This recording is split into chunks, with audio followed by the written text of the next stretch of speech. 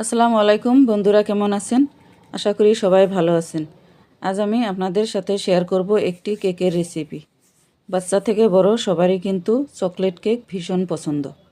বিনা micro ওভেনে, বিনা pressure কুকারে আর ডিম ছাড়াই রান্নার কড়াইতে কিভাবে নরম তুলতুলে চকলেট কেক বানানো যায় আমি সেটাই আপনাদের সাথে শেয়ার করব।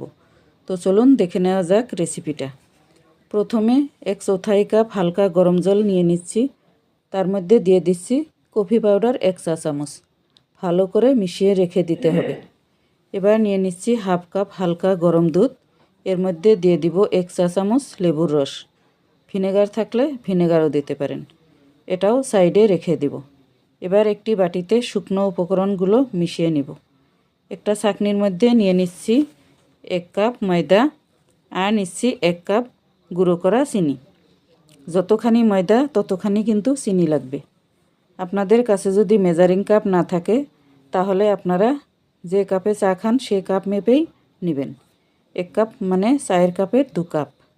ময়দা আর চিনিটাকে চেলে নিয়েছি। এবার এর মধ্যে দিয়ে দিলাম 1 টেবিল চামচ কোকো পাউডার, দিয়ে দিচ্ছি 1 চা চামচ বেকিং পাউডার আর আধা চা চামচ বেকিং সোডা। বাড়িতে থাকা চায়ের চামচ দিয়েই নিলাম।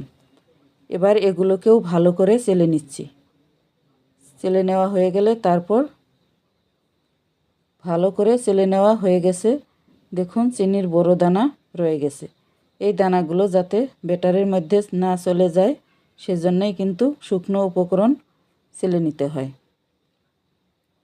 এবার দিয়ে দিব একটুখানি লবণ। এটা অপশনাল, স্কিপ করতেও পারেন।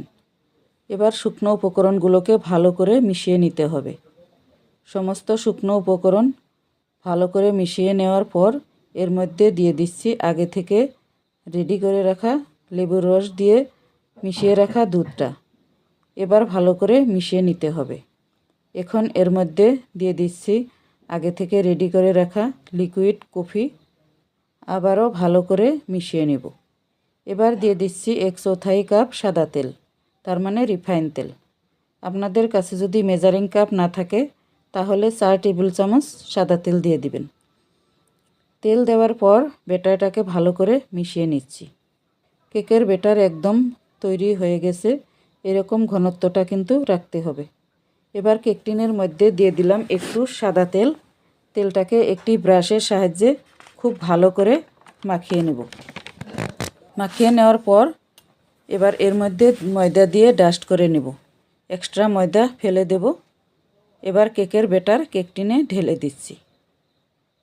একটা কড়াইতে লবণ দিয়ে দিচ্ছি।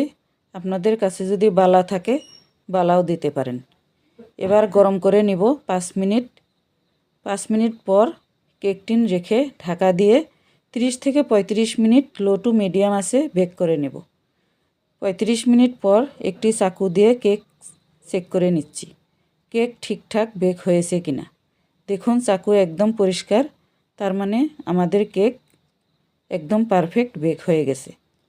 কেকটাকে আনমোল্ড করে নিয়েছি। এবার কেটে দেখিয়ে দিচ্ছি।